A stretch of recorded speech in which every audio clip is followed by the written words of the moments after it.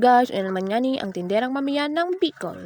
Ready kami dyan guys sa mga oras na yan para magpasentro, para magkanbas kami guys ning materyales sa samong ipapagibong extend sa samuyang tindahan guys. So nga ni dyan guys, nagbabiyahe na kami para magkanbas. Naghapot-hapot muna kami ka mga presyo. Yun nga ni guys, ang inot mintig dumanan ang hardware sa may hacienda di Calabanga sa atubanganing simbahan.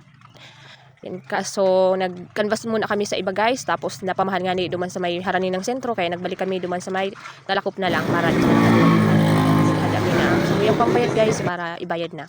And pagkauli nga ni guys, yan tiglinigan ni Agum si samuyang pupwestuhan kan sa mo extend kan sa samuyang tindahan guys, tiglinigan niya, tigharalay niya ang masita, sipuruningan niya ang mangga guys.